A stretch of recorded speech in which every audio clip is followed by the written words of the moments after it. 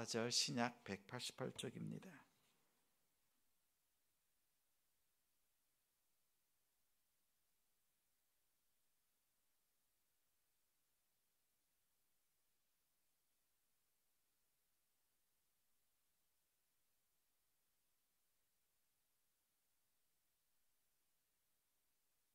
우리 말씀 읽기 전에 잠깐 말씀드리면, 오늘 첫 주에는 우리 자녀들과 함께 예배하는 우리 첫 주 금요 기도로 예배하고 있지요. 그래서 우리 자녀들 같이 왔으면 우리 개인 기도가 시작이 되면 우리 자녀들 앞으로 보내주세요. 우리 자녀들을 위한 축복 기도 함께 하겠습니다. 네, 오늘 말씀 사도행전 2장 1절부터 4절 신약 188쪽입니다. 같이 읽겠습니다. 오순절 날이 이미 이르매 그들이 다 같이 한 곳에 모였더니 호련히 하늘로부터 급하고 강한 바람 같은 소리가 있어 그들이 앉은 온 집에 가득하며 마치 불의 혀처럼 갈라지는 것들이 그들에게 보여 각 사람 위에 하나씩 임하여 있더니 그들이 다 성령의 충만함을 받고 성령이 말하게 하심을 따라 다른 언어들로 말하기를 시작하니라. 아멘. 성령이 말하게 하심을 따라, 성령이 말하게 하심을 따라 라는 제목으로 말씀 전하겠습니다. 방언 기도 하세요? 또 방언 기도 하고 싶으세요? 어떠세요? 우리 혹자는 이렇게 말합니다. 방언 기도를 가르칠 때 방언 기도하는 사람 옆에서 따라하면 방언 기도를 할 수 있다, 이렇게 말하는 것도 들어보았습니다. 저도 방언 기도를 합니다. 20대 중반에 방언 기도를 받았습니다. 그때는 저에게서는 아주 참 특별한 경험이었습니다. 성전에서 혼자 깊이 기도했습니다. 근데 한순간 달라지는 것을 느꼈어요. 그 달라지는 건 다름 아니라 저의 마음이 통째로 하나님 앞에 쑥 들여지고 또 하나님의 그 마음이 저에게 한꺼번에 부어지는 그 신기한 경험을 했어요. 하나님 앞에 내 마음이 들여진다. 내가 하나님을 알게 되고 또 하나님이 저를 아신다라는 것이 느껴지는 거죠. 근데 그것이 보통 다른 것이 아니었습니다. 하나님을 통째로 아는 것이었고 제 마음이 통째로 하나님 앞에 드려지는 그 경험이었어요. 다시 말하면 많은 기도의 내용들이 있지만 한꺼번에 소통이 이루어지는 거였어요. 참 신기한 경험이었고 그 경험을 지금도 잊지 못합니다. 마치 우리 자동차 운전하면 차선이 하나밖에 없어요. 그럼 어떻게 해요? 차가 한 대밖에 못 지나가잖아요. 우리 보통 때 기도할 때는 하나하나 문장 하나하나 단어 하나 순서대로 나열하면서 그렇게 기도해요. 그런데 그 순간은요, 마치 8차선, 16차선처럼 차선이 한꺼번에 열리면서 한꺼번에 모든 내용이 동시에 드려지는 느낌인 거지요. 그래서 제 마음에 있는 모든 것이 하나님 앞에 드려지는 겁니다. 그리고 주님의 그 마음이 저한테 온전히 쏟아지는 겁니다. 그래서 제 마음에 하나님을 향한 그 마음이 시온의 대로처럼 활짝 열려진 것을 경험합니다. 그런데 5분 기도한 것 같았어요. 네, 딱 뜨고 보니까 1시간이 훌쩍 지났더라고요. 평상시에 기도할 때는 1시간 기도한 것 같은데 눈 뜨면 5분도 안 됐지요. 그런데 그때는 너무나 달랐어요. 그리고 이렇게 하나님 앞에 마음을 드리는데 한꺼번에 기도 제목이 순서대로가 아니라 많은 제목들이 동시에 올려지는 거예요. 그러니까 어떻게 해요? 제 입술이 하나님 앞에 드리는 그 기도가 입술이 따라가지 못해요. 혀가요 풀려요. 그래서 제가 평소에 기도하던 것과는 다르게 정말 여러 가지 소리로 마음을 다해서 기도하는 경험을 했습니다. 완전히 혀가 풀렸습니다. 이렇게 하나님과 소통을 하면서 방언 기도에 그렇게 하나님 앞에 기도했던 기억이 있습니다. 첫 번째 그 경험은 정말 이루 말할 수가 없지요. 이렇게 하나님 앞에 방언 기도하는 것은 은사입니다. 하나님께서 그 갈급한 심령에 주시는 은사지요. 오늘 사전 말씀 우리 같이 한번 읽겠습니다. 그들이 다 성령의 충만함을 받고 성령이 말하게 하심을 따라 다른 언어들로 말하기를 시작하니라. 오늘 말씀의 제목이 이 4절에 있습니다. 성령이 말하게 하심을 따라, 성령이 말하게 하심을 따라 기도했다라는 것이 어떤 뜻일까요? 또 기도하면서 이런 경험을 합니다. 기도를 하는데 한 형제가 생각이 나고 그 형제를 위해서 기도하고 있습니다. 그런데 이 기도가 제가 작심을 하고 제 의지를 가지고 기도하는 게 아니에요. 기도를 하고 있는데 그 기도의 내용이, 기도하고 있는 저의 모습이 객관적으로 보이는 거죠. 내가 기도를 하고 있는데 내 마음속에 작정하고 누군가를 중보를 해야 되겠다, 이게 아니라 어느새 제가 그 기도를 하고 있는 저 자신을 발견한 거죠. 정말 성령이 말하게 하신다, 성령이 말하게 하시는 대로 기도한다, 이것이 경험이 되어지는 거예요. 그런데 그 기도는 다른 것이 아니라 그 형제가 앞으로 어떤 비전을 가지고 살아가게 될 것인가, 그 형제가요 목회자가 되는 그 기도를 제가 하고 있는 겁니다. 제가 그 모습을 발견하는 거예요. 제가 왜 이런 기도를 하고 있을까? 이런 생각이 들 정도로. 그래서 그 기도는 제가 한 기도가 아니라 성령이 하게 하셨다라고 말할 수밖에 없는 기도 제목이었습니다. 그로부터 10년이 지났습니다. 그 형제가 정말 목사 안수를 받은 겁니다. 그때까지는요 기억하고 있죠. 제가 어떤 기도를 했는지, 또 그 형제가 제대를 하고 신학교를 가고 그 과정들을 보면서 함구하고 있었습니다. 그리고 목사 안수를 받고 난 뒤에 10년 전에 그렇게 나를 통해서 기도하게 하셨던 그 성령 하나님의 역사를 같이 나누었습니다. 그때 하나님께서 그렇게 기도하게 하셨더니 하나님께서 형제로 하여금 복음을 전하는, 말씀을 전하는 자로 세우시는 이 역사를 바라봅니다 라고 했어요. 그 고백 간증을 나누면서요 서로 얼마나 기뻐했는지 모릅니다. 지금도 잘 목회를 하고 있다, 이 소식을 멀리서 듣고 있습니다. 자, 성령의 말하게 하심을 따라 역사하시는 것은요 강제가 아니에요. 억압이 아니에요. 강권적으로 역사하는 겁니다.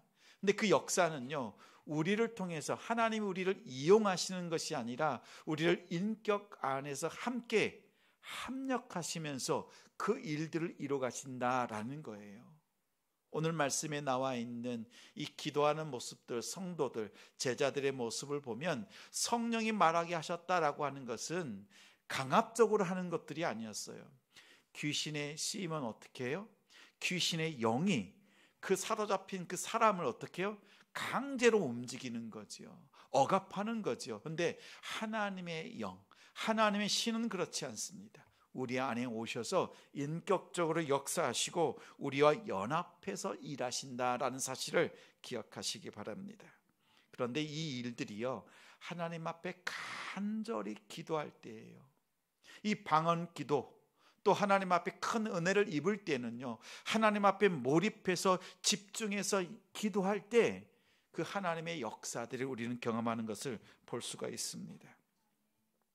우리 자녀들이 공부를 잘하는 비결이 어디에 있어요?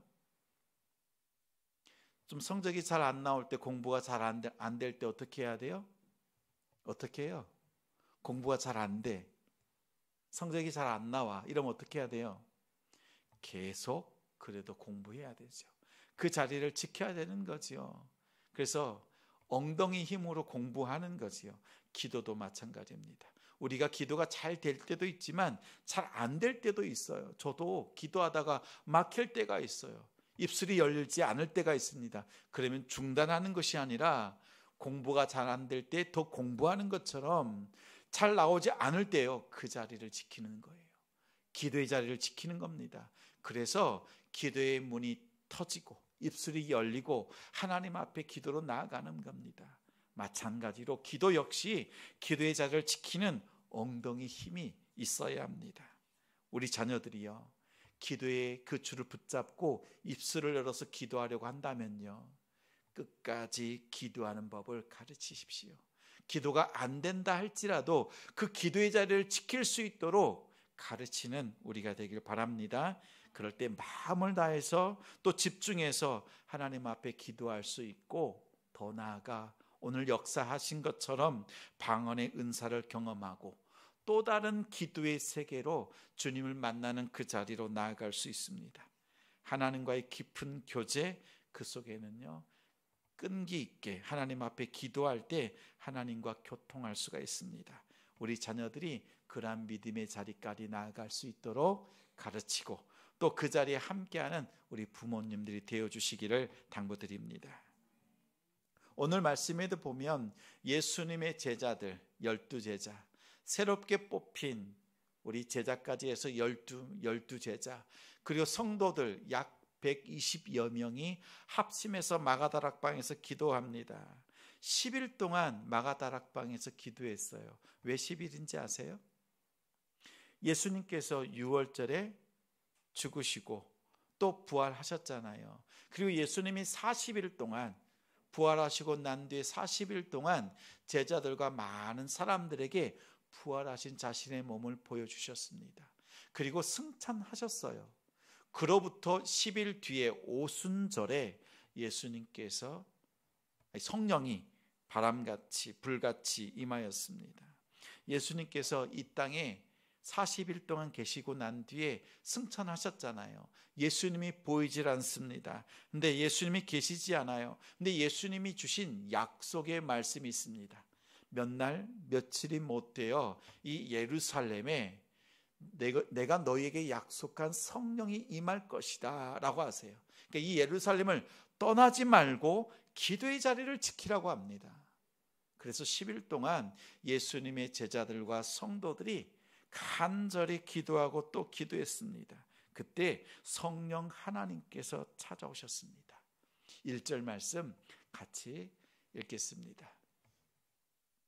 오순절 날이 이미 이름에 그들이 다 같이 한 곳에 모였더니, 자, 6월절 50일 전 6월절에는 하나님께서 아들 예수를 십자가에 내어주셨습니다. 6월절에는 하나님께서 아들 예수를 십자가에 내어주셨어요. 근데 오순절에는요, 하나님이 하나님의 영을 이 땅에 우리를 위해서 내어주셨습니다. 자, 보십시오. 하나님께서 우리에게 내어주신 겁니다. 자기 아들과 자신의 영까지, 다시 말하면 자신의 모든 것을 저와 여러분을 위해서 내어주셨습니다. 6월절을 통해서, 오순절을 통해서 우리에게 아끼지 않고 주시는 분이 하나님이시다, 아버지 하나님이시라는 사실을 기억하시길 바랍니다. 지난주 말씀 기억나시나요? 바벨탑 사건을 가지고 말씀을 전했지요. 또 바벨탑은 어떻습니까? 자기의 이름을 높이기 위해서 모인 장소였습니다. 그런데 예루살렘의 성전은요, 하나님의 이름을 높이기 위해서 모인 장소입니다. 하나님은 바벨탑 앞에서 언어를 혼잡하게 하셔서 사람들을 흩으셨어요. 그런데 예루살렘 성전은요, 흩어져 있던 이스라엘 백성들이, 디아스포라 유대인들이 함께 모여서 성전 앞에서 각자 다른 언어로 소통할 수 있도록 성령 하나님께서 임하신 역사의 자리입니다. 바벨론의 자리는 자신의 이름을, 그러나 성전은 하나님의 이름을 높였고 또 흩어지게 하셨지만 오히려 성전을 통해서 함께 모여서 하나님 앞에 찬양하고 예배하는 자리가 예루살렘 성전이 되었습니다. 자, 보십시오.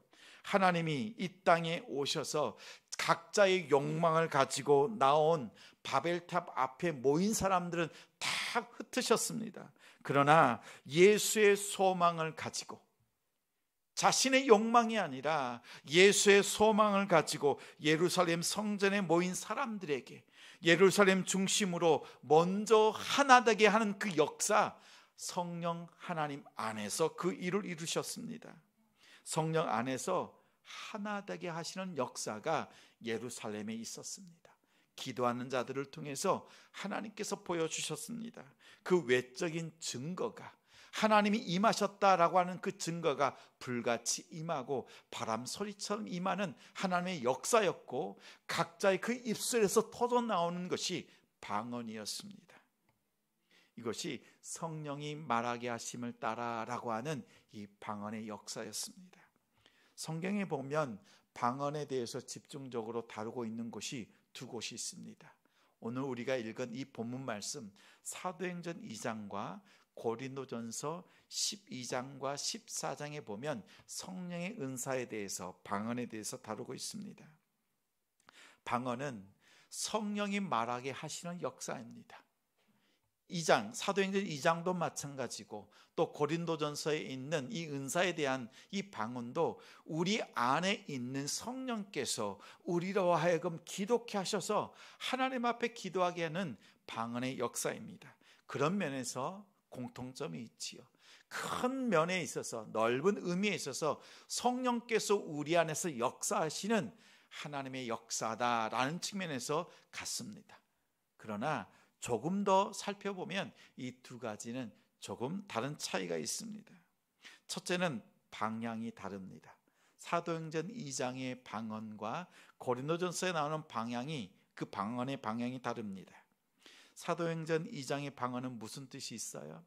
하나님께서 임하셨다, 하나님께서 지금 임하셔서 큰 일들을 이뤄 가신다라는 것을 선포하는 것이 있습니다.